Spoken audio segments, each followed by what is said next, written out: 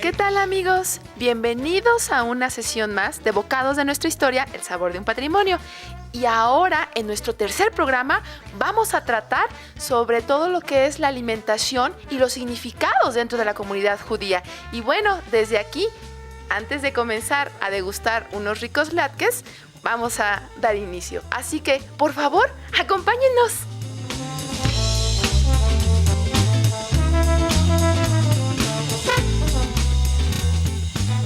Pues bienvenidos a esta serie de programas que se llaman Bocados de nuestra historia, el sabor del patrimonio, que hacemos la CUAED, Cultura Culinaria C y el Instituto de Investigaciones Antropológicas, como siempre con el apoyo entusiasta de nuestros dos pilares que son Cristina de Palacio y Yapsi Arias. A esta última la acaban de ustedes de ver haciendo la presentación del programa. El día de hoy nos vamos a referir, como en toda esta serie, a la relación que tiene la manera de pensar, la ideología, la religión en la alimentación. Y hemos escogido un tema apasionante que es la relación de la religión judía con la comida. En esta religión se ve muy claramente cómo hay toda una serie de preceptos religiosos que son seguidos de manera bastante rigurosa y que nos ayudan a entender muy bien cómo se concibe el alimento y cómo en la práctica esto se lleva a cabo. Para estar con nosotros hoy tenemos dos invitadas realmente magníficas. La maestra Sarita Drucker de Rosenberg, que es maestra de Biblia y de hebreo en el Ulpan Kowalski, es profesora de Biblia en la Universidad Hebraica y es conferencista del módulo de judaísmo en la Universidad Anáhuac, Panamericana e Iberoamericana en el Colegio de México y en el INA. Es una verdadera experta en estos temas, ella ha sido una gran estudiosa de estos temas. Y claro, no podemos dejar fuera el aspecto alimentación y para eso tenemos a la maestra Isa Karen Saki Halkin, que es licenciada en nutrición, egresada de la Escuela de Nutrición del ISSSTE, nutrióloga clínica, certificada por el Colegio Mexicano de Nutrición Clínica y del Colegio Mexicano de Nutriólogos, y es asesora independiente en temas de nutrición. De tal manera que con ellas vamos a hablar de este asunto tan apasionante que es de la relación entre la religión judía y la alimentación. Los temas fundamentales que vamos a tratar son el simbolismo de la alimentación a través de las prácticas judaicas, los alimentos permitidos y los alimentos prohibidos, la importancia de las prácticas kosher, ya verán ustedes qué cosa es eso, en la alimentación. Y les recordamos que tenemos teléfonos abiertos que aparecen en su pantalla, tenemos un correo electrónico y este programa se puede ver también en un portal cuyos datos aparecerán en su pantalla.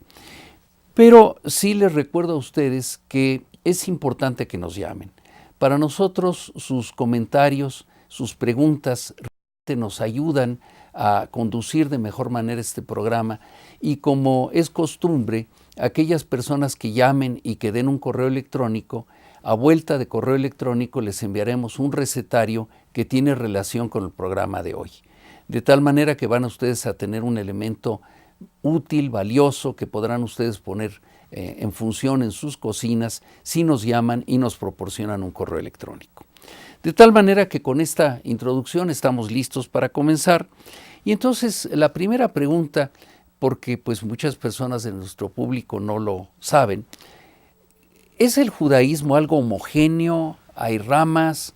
¿Cómo funciona esto en la práctica? ¿Cuál ha sido la historia del judaísmo a lo largo de todos estos siglos que lleva activo? Bueno, obviamente que el judaísmo no es algo homogéneo. La historia judía ha llevado a los judíos a estar presentes en todos los países del mundo. Después de la destrucción del segundo templo de Jerusalén en el año 70 de nuestra era, se amplió la dispersión judía a todo lo que era el Imperio Romano, que obviamente era todo el mundo. Entonces, hablar de historia judía en realidad es hablar de historia universal. A pesar de la heterogeneidad que generó la presencia en lugares distintos, con historias distintas, con contextos diferentes, se puede hablar de todas maneras de una homogeneidad, y esta se centra alrededor de la Torá, el Pentateuco, los libros de Moisés, y el Talmud, que es la guía de la vida judía. Entonces, es una situación bastante sui generis. Hay homogeneidad y hay heterogeneidad al mismo tiempo. Es decir, como decimos en antropología, hay unidad y diversidad. Exactamente. Ahora, para nuestro público es importante recordar algunos hechos fundamentales. México tiene una larga tradición de relación con la cultura judía, porque no solamente se inicia pues con la llegada de los primeros españoles a nuestro país, sino podríamos decir que desde antes, desde que la comunidad judía tuvo un papel fundamental en la formación de la España que nos conquistó.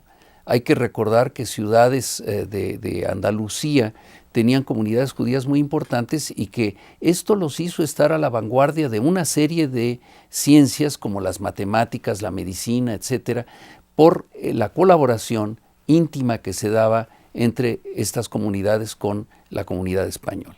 Así es. ¿Y qué nos puedes decir sobre la llegada de la comunidad judía a México? Porque esto también es una historia antigua. Bueno, estamos hablando de dos cosas diferentes. Una es la llegada de los judíos a México y la otra la llegada de la comunidad judía. Presencia judía en México se habla desde la llegada de Cristóbal Colón, puesto que la salida de las naos de Colón en el viaje de descubrimiento coincidió exactamente con el día en que los judíos tenían que salir de España, dado el decreto de expulsión de 1492.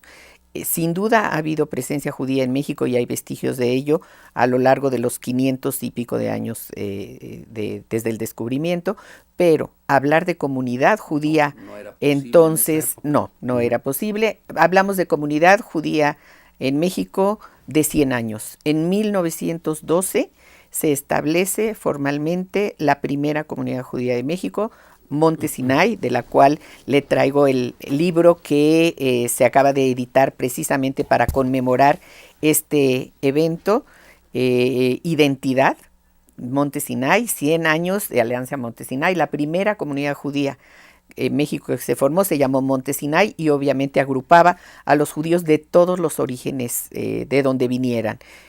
Posteriormente se separaron las comunidades y se crearon la comunidad Ashkenazí, la comunidad Sefaradí y la comunidad Maguen David, que es también hermana de la Monte Sinaí. Monte Sinaí agrupa a los judíos que vinieron de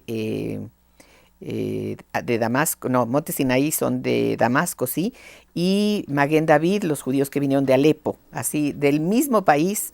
Vinieron de dos ciudades diferentes y llegaron a conformar dos comunidades independientes. Ahora, yo te quisiera preguntar, ¿cuáles son algunas de estas prácticas alimentarias que son relevantes en el judaísmo? Es decir, vamos a hablar de esto después, ahorita danos una breve introducción a cuáles son los elementos fundamentales.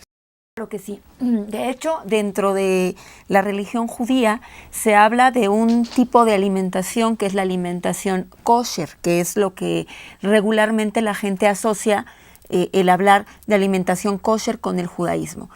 Actualmente si bien a lo mejor Sarita me va a corregir, sin embargo, en la actualidad no se llevan a cabo las prácticas como tal. Sin embargo, son prácticas muy antiguas, dictadas desde la Torá, en las cuales nos hablaban de cómo comer bien. O sea, desde las enseñanzas bíblicas se hablaba de cómo alimentarnos, de ahí proviene.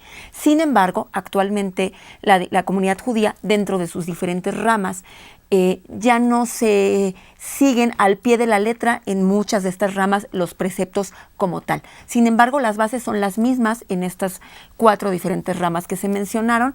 La comunidad Ashkenazí, que son los judíos europeos, principalmente los que vienen de Polonia, de Rusia, de Alemania, la comunidad sefaradí, que son los judíos que vienen de España y de Turquía, y la comunidad Maguen David y Monte Sinai. Desde estas 4 diferentes ramas en las cuales hay diversidad con respecto a las costumbres alimentarias, porque son diferentes, al mismo tiempo son, por llamarlo así, son costumbres muy similares. O sea, vienen derivadas de lo mismo. Quiero aclarar algo que mencionaste de la comunidad sefaradí, porque esta es la comunidad que justamente, como lo dijo Sarita, sale de España y se va a Oriente, pero sobre todo a Turquía. Y mi experiencia en ese sentido fue una delicia, porque yo llego al Gran Bazar de Istambul y de momento comienzo a oír hablar español. Y me doy cuenta en ese momento que mi apellido Vargas es un apellido sefaradí y el apellido Cuervo de mi esposa es sefaradí. Entonces comenzamos a conversar con los vendedores del Gran Bazar en español, en un español antiguo, muy interesante, y claro, lo que obtuvimos fue muy buenos descuentos en nuestras compras. Entonces, esos vínculos ancestrales siguen teniendo una carga emocional. Vamos a hacer una pausa porque vamos a ver una cápsula donde vamos a aclarar algunos de los aspectos que estamos comenzando a esbozar en esta primera parte del programa.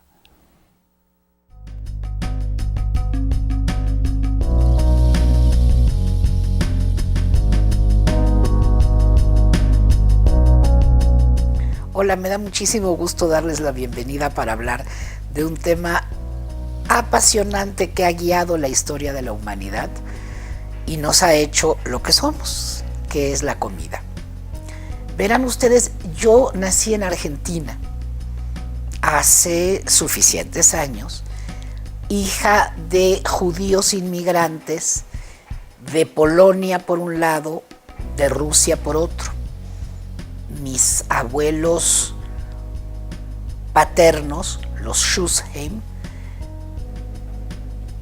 venían de Polonia, mis abuelos maternos, los Basiewicz, venían de Rusia, y aunque vivían muy cerquita los unos de los otros en esa época de fronteras muy movedizas, y comían en gran medida las mismas cosas, tenían ciertas diferencias gastronómicas, la más notable de las cuales era el famoso pescado relleno que se hace en varias de las festividades judías.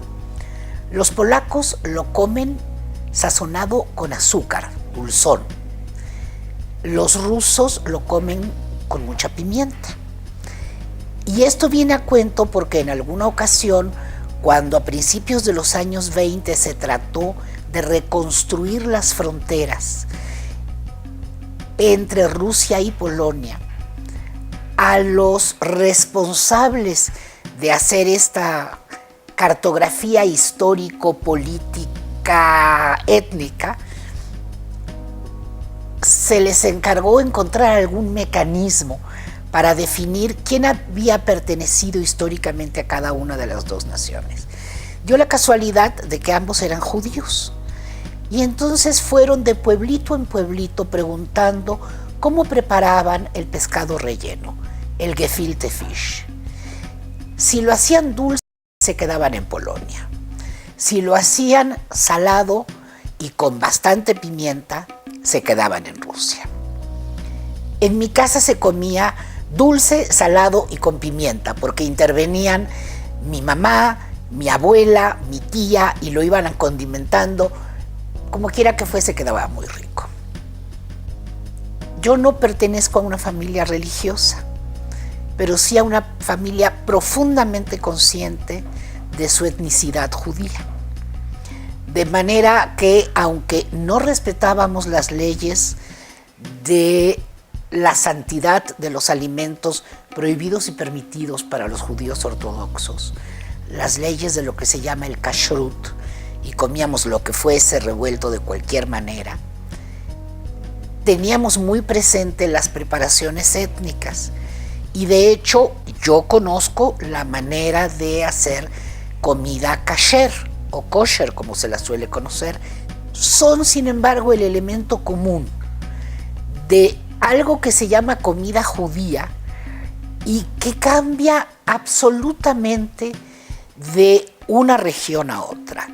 Los judíos ashkenazis, sobre todo ruso-polacos, como aquellos de los que yo desciendo, comen cosas que no tienen absolutamente el menor parecido con lo que comen los judíos yemenitas, o los judíos sefaradíes, o los de Salónica. La judería en la diáspora, en su dispersión por el mundo, se llevó consigo sus rituales, se llevó consigo sus prohibiciones, sus tabúes, y se adaptó a lo que había en el lugar. Así como en México se comen tacos kosher, y en Argentina, por supuesto que las personas ortodoxas comen asado, en los países árabes comen comida árabe, simplemente preparada de acuerdo con las normas que la religión establece. Algo que es importante tomar en cuenta es que la comida judía, particularmente la de Centro Europa, es comida de gente pobre.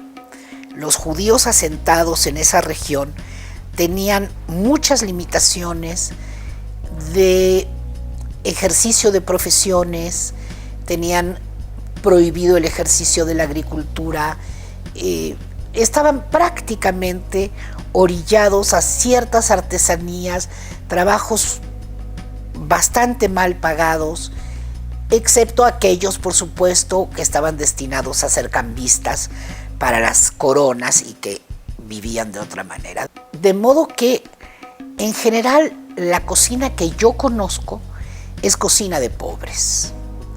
Un pollo era un gran acontecimiento. Dice un viejo chiste que para que un judío coma pollo, uno de los dos tiene que estar enfermo, o el judío o el pollo, y grave.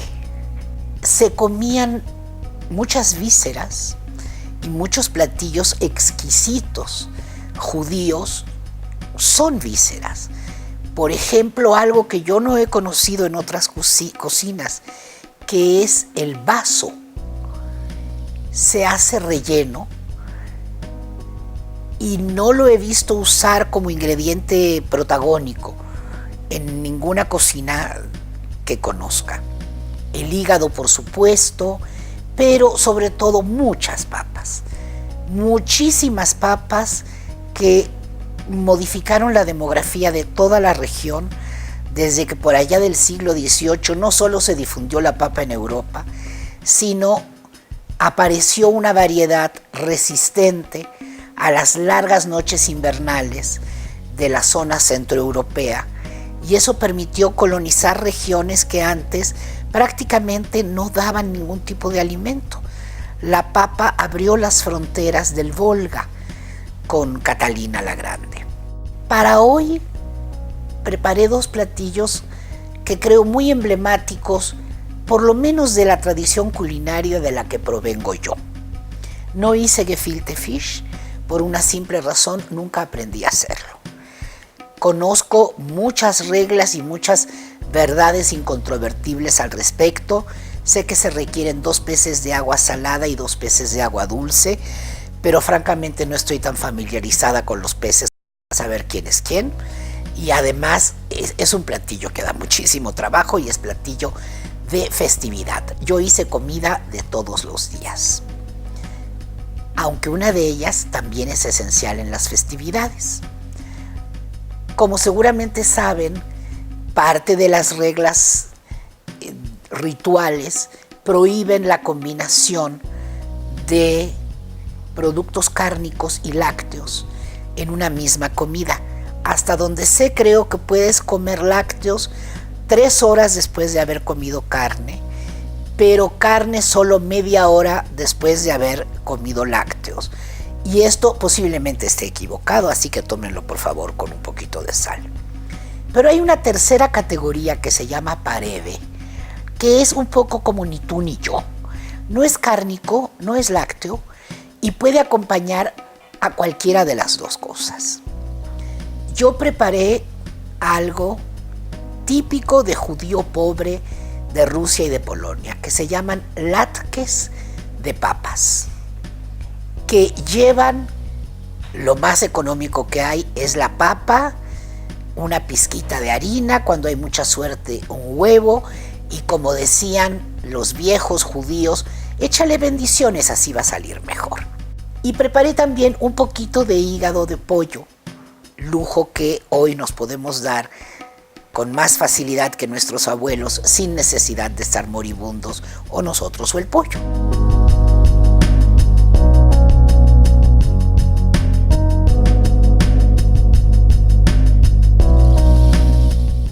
Bueno, pues esta cápsula la hizo una querida amiga, antropóloga, editora, autora, una mujer con unos conocimientos formidables, pero además, como ustedes pudieron constatar, un gran sentido del humor, Victoria Schuchheim. Le agradecemos mucho el haberse tomado el esfuerzo de preparar estos dos platillos, que creo que estarán ustedes de acuerdo que son realmente emblemáticos y todas las reflexiones que ella hizo. Comenzamos a recibir sus llamadas, los invitamos a que las sigan haciendo. Recuerden que si ustedes nos dan un correo electrónico, les devolveremos por esa misma vía un recetario que tiene que ver con el programa de hoy. Y quiero ahorita hacer referencia a una llamada de la señora Bros, que dice que Sarita es una señora muy sabia y que tiene millones de alumnos que la adoran y la idolatran. Entonces, bueno, pues ya queda esta constancia. Entonces, siguiendo con nuestro tema, yo les quiero preguntar justamente cuál es este concepto de lo que Victoria dio la palabra en hebreo, el kosher, que en fin, así la conocemos habitualmente. ¿Cuál es el origen? ¿De dónde viene esto? ¿Cómo está normado? Bueno, esto proviene pues desde la Torá, que está descrito dentro de las diferentes normas o leyes que se han dado para el judaísmo. Es la norma o la ley de cómo debemos alimentarnos. Y en este caso, como comentaba bien Victoria, los preceptos del kashrut, o como se conoce actualmente de la alimentación kosher, nos hablan de alimentos prohibidos y alimentos permitidos. Hay muchas teorías al respecto. ¿Por qué? Porque si bien hay alimentos permitidos, hay muchos que están completamente prohibidos, como lo que es la carne de cerdo o los mariscos, por ejemplo. Esto nos habla que se pueden consumir animales terrestres que sean de 2 pezuñas y que sean rumiantes. Es la condición que se habla. Por eso es que, bueno, sí se puede consumir, en este caso, la vaca, el cordero, a diferencia de, por ejemplo, del cerdo, que no es rumiante. Uh-huh. En el caso específico del pescado, los pescados están permitidos siempre y cuando tengan escamas y aletas. Por lo tanto, los mariscos, todo lo que son los mariscos y lo que se le llaman los bivalvos, es decir, las almejas, por ejemplo, están completamente prohibidas. Algo que también que se habla es que no debe mezclarse, como bien Victoria lo comentó, lo que es los productos cárnicos con los productos lácteos. Esto se habla, bueno, desde el punto de vista de lo que se dictamina. ¿Por qué? Porque una cosa es la carne como tal. La carne, al poder contener sangre, no está permitido que se consuma sangre. De hecho, los animales deben de ser sacrificados de una forma específica. Se pretende que los animales no sufran dentro de este sacrificio para poder ser utilizados como un alimento. Y una vez que el animal se ve sacrificado, debe de ser liberado por completo, en este caso de la sangre, ya que, bueno, una de las explicaciones es que la sangre es el alma del animal. Ahora bien, por eso es que la gente que ha tenido la oportunidad de probar la carne kosher se le lleva un proceso de salación. ¿Por qué? Porque la sal se habla que elimina la sangre. En el caso del hígado, que como por ejemplo comentaba Victoria también, el hígado es un órgano que per se, tiene un gran contenido de sangre, y se habla que la forma de hacerlo comible, kosher, se tiene que hacer a la parrilla o incluso a las brasas, es decir, esto no es bajo el proceso de la sal. Y bueno, como se comentaba, no se debe de mezclar la carne con los lácteos. Yo no practico esas costumbres, pero dentro de lo que he revisado, a diferencia de lo que me comentaba la ponente, se habla de 6 horas de diferencia para poder consumir carne y leche. Sin embargo, en los hogares que se llevan a cabo este ritual al pie de la letra, incluso, Rosita no me va a dejar mentir, se tiene que utilizar vajillas diferentes. Tenedores diferentes, es todo, tiene que tener una cocina con la gente muy bien adiestrada. Nada más quiero comentar una anécdota al respecto. Dentro de la familia de mi padre, que bueno, nunca hemos llevado la religión como, en cuanto a la comida de esta manera tan ortodoxa, él tenía un tío que vivía en Nueva York. Él sí era sumamente ortodoxo, de hecho sus hijas fueron casadas con rabinos, etcétera. Y era el comentario de que cuando mi papá venía de visita de Argentina a Nueva York, era muy bien recibido, pero cuando mi papá se iba tenían que tirar todo lo que había en la cocina, porque pues, él al no conocerlo lo mezclaba. Entonces, cuando se mezcla, la gente muy ortodoxa, incluso se llegaba a desechar, ¿no? ¿Podrías agregar algo a esto? Bueno, sí. 2 minutos, porque tenemos que ir a una pausa. Yo quería comentar un par de cosas nada más. El origen de las costumbres alimenticias judías, como ya se dijo, está en la Torá, y la Torá marca como el ideal alimenticio el vegetarianismo. Si ustedes se remiten al capítulo 1 del Génesis que relata la creación del mundo, al terminar el capítulo 1 del Génesis, Dios le otorga al hombre y a todos los animales creados todo lo que la tierra produce como alimento. ¿Qué pasó? Después del diluvio hay un permiso al hombre de empezar a comer carne, pero con una restricción muy clara, la prohibición de comer sangre. E inclusive la interpretación rabínica es que Dios le prohíbe a Noé y a sus hijos comerse un pedazo de un animal vivo.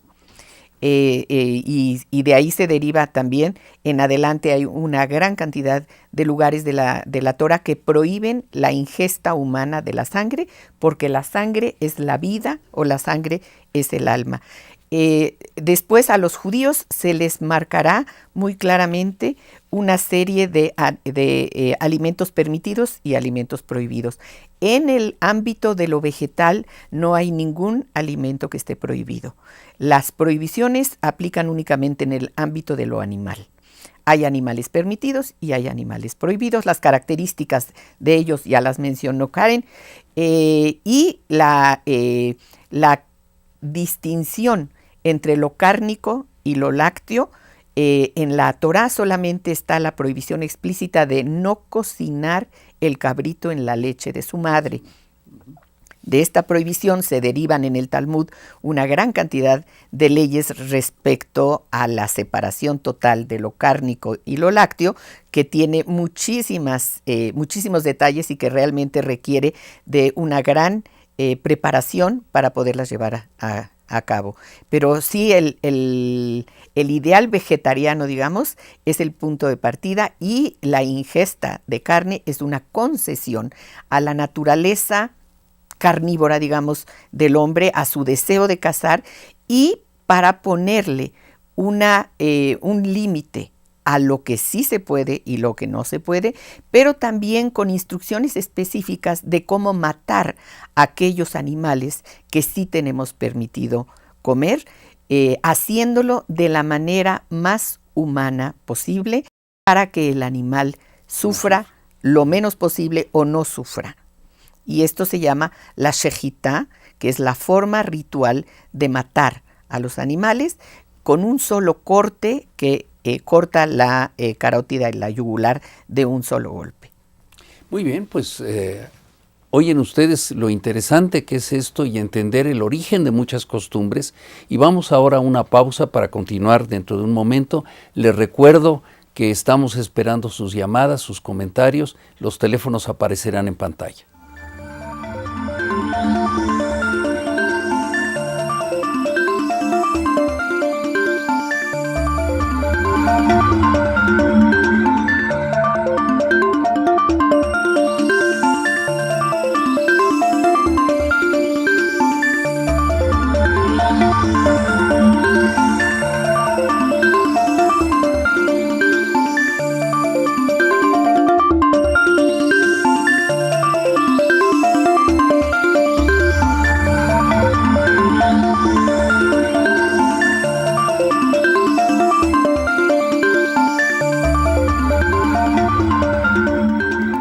Bueno, ya vimos que hay una serie de reglas que se originan en los libros sagrados para comer de cierta manera.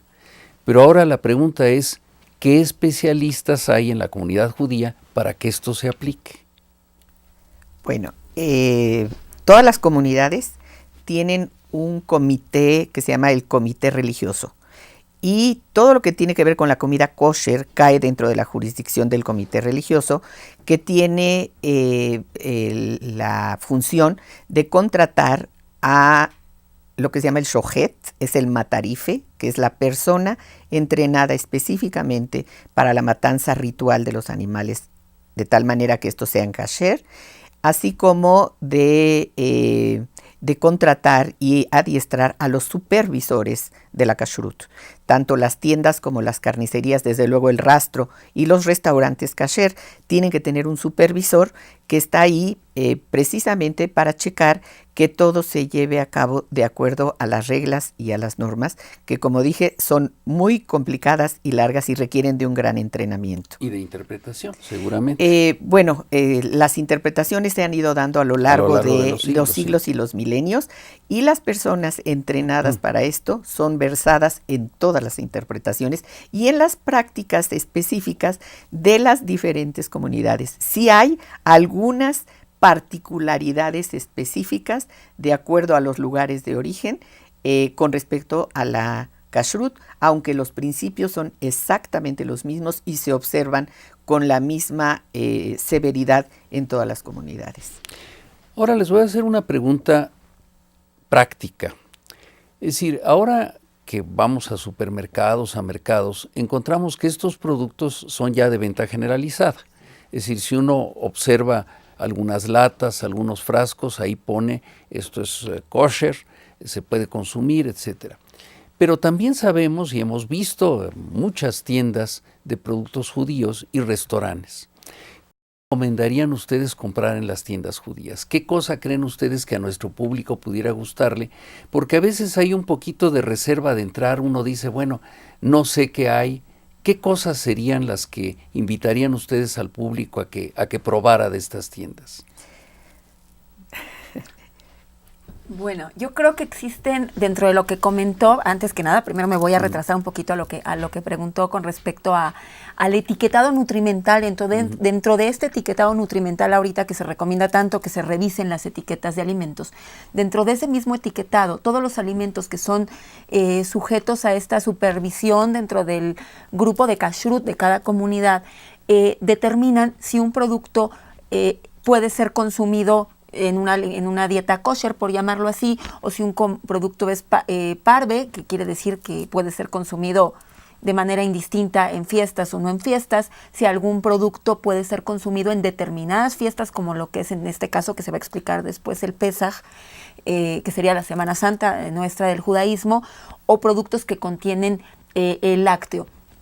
¿Por qué es importante comentar esto? ¿Por qué? Porque si ustedes revisan etiquetas de alimentos que actualmente encontramos, no en un súper judío, en un súper cualquiera, sí existe. Y esto, bueno, pues de alguna manera como cultura general, el hecho que el producto diga parve o kosher para Pesaj no quiere decir algo que no podamos consumir en México en cualquier casa. Claro. sea judía o no judía. Pero además con la seguridad de que es un producto higiénico, que está supervisado y que está bien preparado. Creo que esto es muy importante. Eso es algo muy importante. Sí, yo era lo que quería agregar, que kosher no es sinónimo de higiénico ni de puro siquiera. La palabra kosher simplemente quiere decir apto para que lo coman los judíos. No tiene ninguna otra connotación, pero va aparejado a ello el hecho de que son cosas que están supervisadas desde el origen, o sea, desde la materia prima.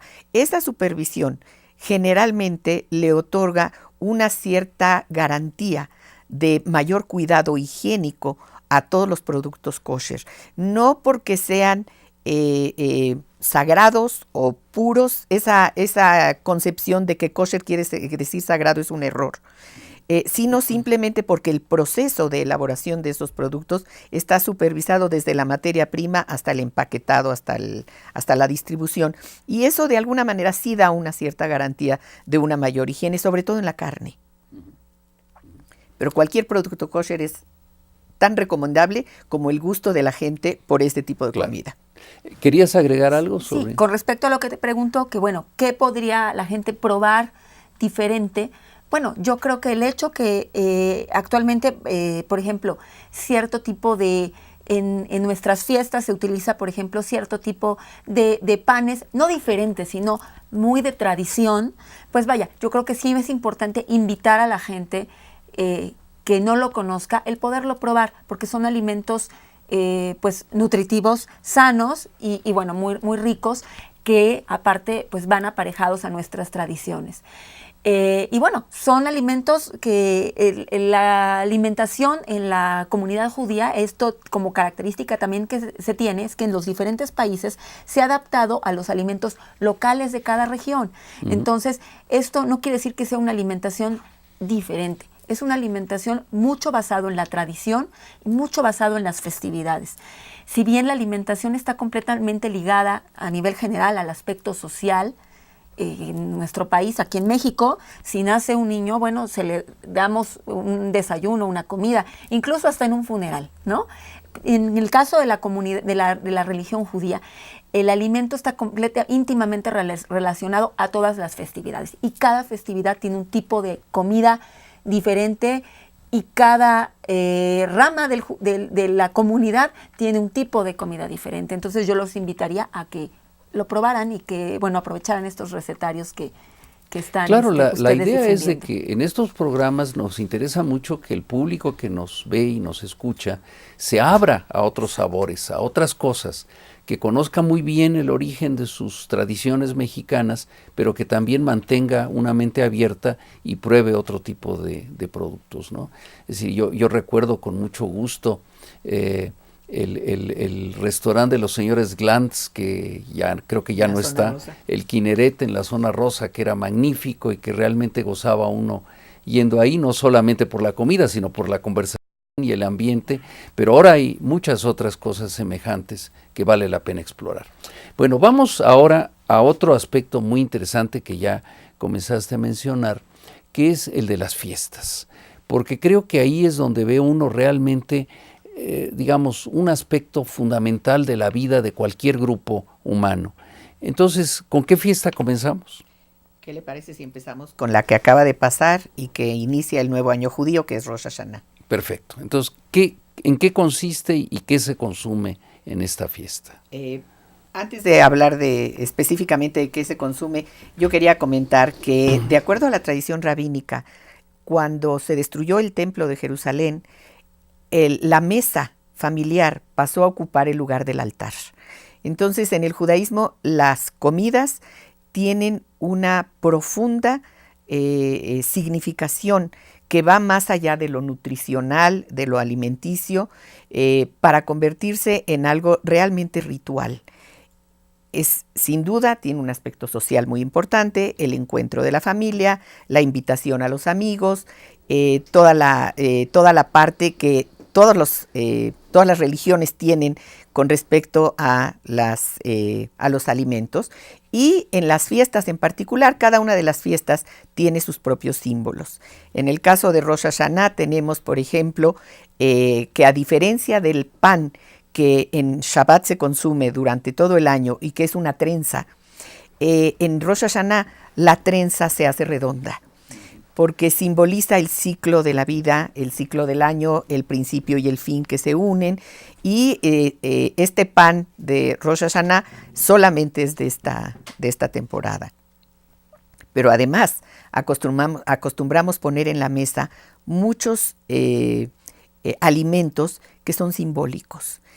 Simbólicos de nuestros deseos, de nuestros anhelos, de nuestras esperanzas, de lo que le pedimos a Dios en esta época, que es una época de introspección, de revisión, de tomar decisiones, de mejorar para el año que comienza, como en todas las culturas.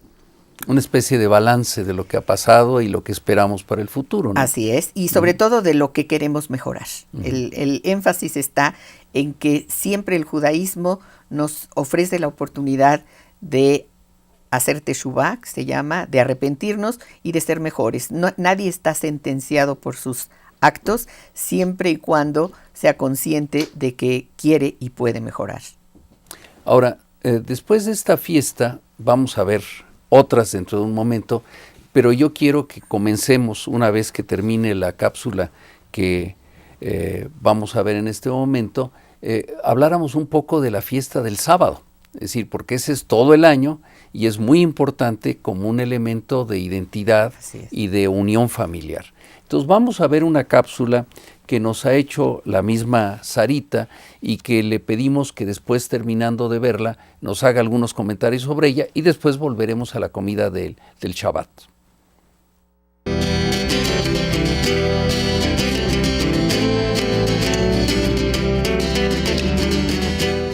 El pueblo judío, que estuvo en dispersión durante 2000 años, en realidad vivió en todos los países del mundo, y de cada región en donde vivieron adoptaron las costumbres y los alimentos locales. Y por eso ustedes encontrarán que habrá judíos que vienen del centro y el oriente de Europa, que se llaman Ashkenazim, que tienen algunos símbolos que probablemente estaban accesibles a ellos en los lugares donde vivían. Están los judíos sefaraditas, que vienen desde la expulsión de España y que mayoritariamente llegaron a México, de Turquía y los países de los Balcanes, y que ellos manejan algunos símbolos diferentes. Y están los judíos de origen árabe, que vienen sobre todo de Siria y Líbano, que también tienen algunos símbolos mucho más parecidos a los sefaradíes que a los ashkenazíes, y entonces procuré presentarles todos ellos para que tengan un conocimiento de cómo son las mesas de Rosh Hashanah de todos los tipos de comunidades de diferentes orígenes. Tenemos en común todos el uso de la miel como una representación de la cultura, y lo que se hace es tomar un pedacito de manzana, mojarlo con miel y bendecir, pidiéndole a Dios que este año que inicia sea un año dulce. Tenemos después, y esta es costumbre sefaradí, la acelga y el poro. La acelga y el poro, ambos en su nombre en hebreo, tienen que ver con alejar y quitar. O sea, no solo pedimos lo bueno y lo dulce, sino también suplicamos que se quite y se aleje de nosotros todo lo malo, que se alejen los malos decretos en nuestra contra, que desaparezcan las malas intenciones de quienes intentan hacernos daño. La calabaza de Castilla y el chilacayote también representan nuestro deseo de que en nuestro año que va a comenzar no haya cosas negativas. Y el dátil, que en hebreo se llama tamar, también a través de él expresamos que sea un año, nuestro deseo de que sea un año de rectitud, de cosas buenas, de cosas fuertes. Y tenemos después la granada, que también la granada es una costumbre de todas las comunidades judías. Según una tradición, una granada está formada de 613 granos. Y el número 613 en el judaísmo es el que representa la cantidad de preceptos bíblicos que Dios nos ordenó cumplir al pueblo de Israel. Y al abrir la granada y bendecirla, le pedimos a Dios que nuestras vidas estén llenas de buenas acciones y de méritos, como esta granada está llena de granos. Otro símbolo que podemos encontrar en las mesas de todos los judíos de las diferentes comunidades es la cabeza de pescado. Algunas comunidades acostumbran poner una cabeza de carnero y la cabeza está ahí para que podamos expresar nuestra plegaria a Dios de que en el año que comienza seamos cabeza y no cola, que marchemos al frente en nuestras vidas personales, en nuestra vida comunitaria, en nuestra vida como pueblo y que marquemos el tono de nuestras vidas. Con respecto a la gastronomía de la fiesta, nuevamente las costumbres varían de una comunidad a otra y la comida es obviamente rica y bastante variada. Los ashkenazim estamos acostumbrados a empezar todas las comidas festivas con un entremés de pescado. El pescado tradicional ashkenazí para el entremés se llama gefilte fish, que quiere decir pescado relleno. En su origen, esta receta del pescado relleno era una forma de alimentar a mucha gente con poco pescado, porque el pescado se molía, se cortaba, se molía y se le agregaban otros ingredientes para que rindiera mucho: huevo, pan, verduras, cebolla, zanahoria, etcétera, etcétera, de tal manera que de un solo pescado se pudiera alimentar a mucha gente. ¿Y por qué se llama pescado relleno? Porque originalmente lo que hacían era conservar la piel y la cabeza del pescado y con el pescado ya preparado rellenarlo, cocinarlo, podría ser en el horno o hervido en agua, y después, así entero como estaba, rebanarlo y servir las rebanadas, y entonces se veía como un pescado que estaba relleno. Se sigue llamando pescado relleno, pero ya casi nadie lo hace de esa manera, aunque yo recuerdo que mi abuela sí servía la cabeza rellena del pescado, pero esa le tocaba solamente a mi abuelo. El resto de la gente comíamos solamente las bolas del pescado ya preparado. Después del pescado no puede haber comida ashkenazí sin una sopa.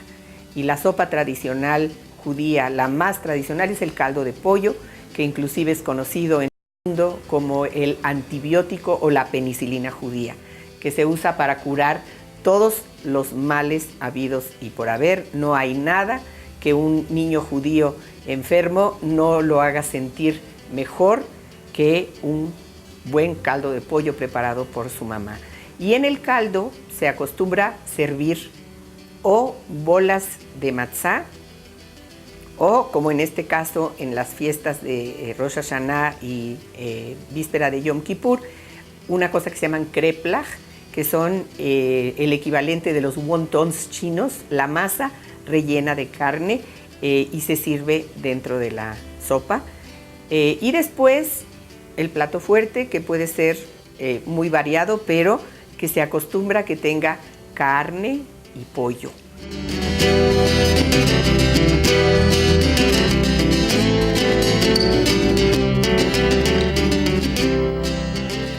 Seguimos recibiendo sus llamadas y comentarios. Estamos muy contentos de la cantidad de público que ha respondido y pueden seguirlo haciendo a lo largo de todo el programa. Hay muchas preguntas que van a quedar en el aire, por desgracia, porque el tiempo nos come, pero yo quisiera que nos hablaran del sábado, del Shabbat. ¿Por qué es importante? ¿Me permites? El sábado se considera la fiesta más importante del calendario ritual judío por el simple hecho de que regresa cada semana, como tú comentaste. El sábado ha sido el elemento probablemente más fuerte de identidad judía a lo largo de toda la historia. Un pensador judío del siglo anterior decía que más que los judíos cuidaron el Shabbat cuidó a los judíos. O sea, sin duda ha sido el elemento aglutinador de identidad de todos los judíos, indiferentemente de dónde hayan estado ni en qué condiciones hayan estado. La práctica del Shabbat es universal y unificadora de la identidad judía.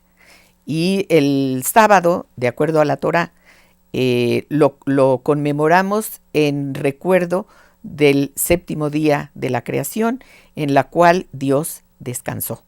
Es el día del reposo, pero el reposo sabático no es un día de descanso físico solamente, sino es un día del descanso del trabajo diario para dedicarlo a las labores del espíritu. Entonces ha tenido una importancia muy grande en la preservación del judaísmo a lo largo de la historia. ¿Qué se hace? ¿Qué se prepara? ¿Cómo se prepara el sábado? Porque justamente no hay que trabajar, no hay que cocinar. ¿Qué cosa hay de especial ahí? Ok. Las comidas del sábado se tienen que preparar de antemano. El sábado la Torá prohíbe específicamente encender el fuego y por lo tanto los judíos se las ingeniaron para poder comer caliente en el sábado a pesar de la prohibición de encender el fuego. ¿Y cómo se resuelve este problema? ¿Cómo se compagina esta situación? Con platillos que se cuecen a lo largo de todo el día. En este sentido, tanto los judíos ashkenazíes como los sefaradíes y de los países árabes tienen la misma solución. Un platillo que se llama chunt en yiddish o jamín en hebreo, que quiere decir, en los dos idiomas quiere decir caliente. Un platillo que se pone a fuego muy lento o encima de una placa de asbesto o en un horno a fuego muy lento desde la víspera del Shabbat y que se cocina y se cocina y se cocina hasta la comida del día siguiente. Es el que se come a la hora de la comida del sábado y que contiene, según las diferentes regiones de donde vinieran, todas tienen carne, los ashkenazim, papas obviamente, como nos dijo Victoria, algún tipo de grano, cebolla y otro tipo de verduras que hagan que el volumen crezca. Este jamín es el plato típico del Shabbat, que por un lado permite cumplir con el precepto del profeta Isaías que dice que el sábado tiene que ser placentero, y por otro lado permite no transgredir la prohibición de encender el fuego en el Shabbat, puesto que el fuego se queda encendido desde el viernes. Tenemos, por desgracia, solamente 2 minutos. Te pediría yo que nos hicieras un resumen, pero apretadísimo, de las otras fiestas importantes, que son muchas. Claro que sí, pero yo creo que una de las fiestas que no se puede el dejar de hablar es del Pesaj. En este caso es la Semana Santa para nosotros del judaísmo. Prácticamente aquí celebramos la liberación del pueblo judío de Egipto y bueno, la alimentación tradicional de esta fiesta está muy relacionada al tiempo que los judíos estuvieron en el desierto.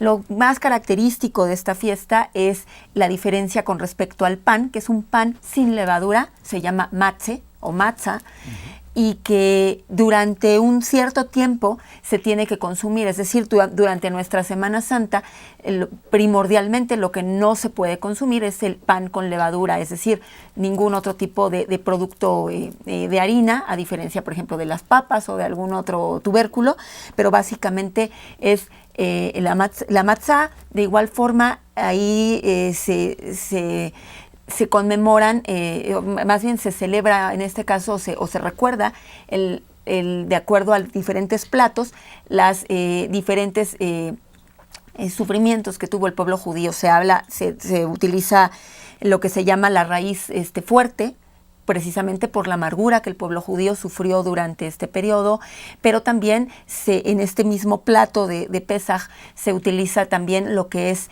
una pierna de pollo como en simbolismo a la mano fuerte que tuvo Dios para podernos sacar de la esclavitud.